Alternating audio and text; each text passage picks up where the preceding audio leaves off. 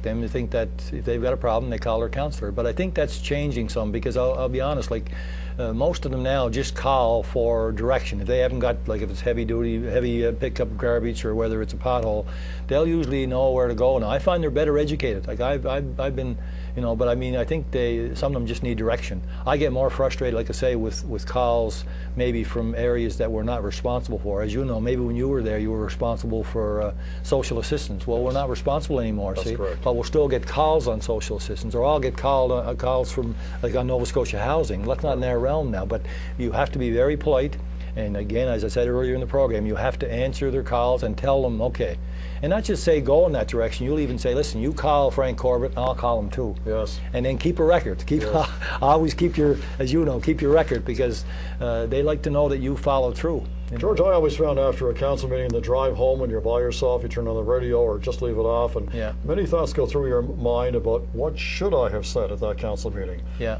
Or why did such and such an individual make that particular comment? Do you have that same moment? Well, I do, but I stress, and like some councillors can talk, some can't. I mean, I don't mind talking, as you can tell, but like I remember, I always give high praise to one of our newer councillors, Kim DeVoe, and of course Derek too. But Kim is very quiet, but one of our most respected councillors already, and because she listens. Like, it's not always the ones that are talking that are doing all the homework. True. I mean, so and also with, as you know, with the council being televised, what happens is you get your agenda on Friday. Yes, I know. And it becomes almost sometimes not a road show, but you get ready for the council meeting. And see, as I mentioned before, out of respect, like most of the work is done at the committee level. Yes. So you may have 4 or 5 topics at the council meeting. Everybody's watching at home on TV, which is fantastic. But sometimes even the quieter councillors are probably getting as much work done as the ones that are talking it up. Yeah, that's a very good point. You have to do your homework, and you have to work hard at committee. And again, you have to be accessible. But like I say, we have, as Derek mentioned, I have to stress, we have a tremendous staff, and we have a tremendous council this time.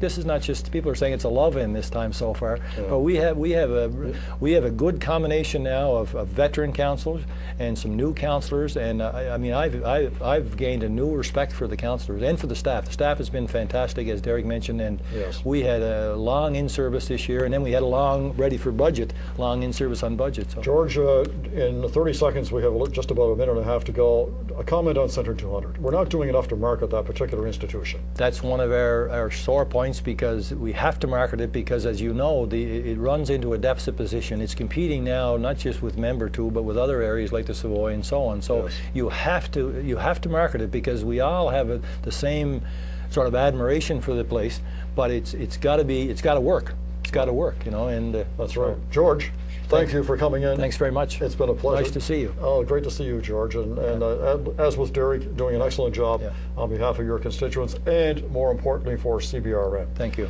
That's all our time tonight for our In Focus program. We spoke with Derek Mumriket, Councillor for District 10, and with George MacDonald, Councillor for District 4. And George alluded to Kim DeVoe. We're hoping to have Kim in sometime in June. And by the way, the last Tuesday in the month, I believe it's the last Tuesday, or the 29th or so, or 23rd, whatever it is, we're going to be having David Johnson on, the political science professor from Cape Breton University.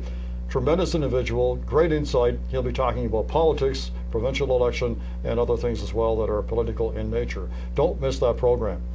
Thanks for watching tonight. Thank you to George and Derek, and to our staff here. We'll look forward to seeing you in 7 days.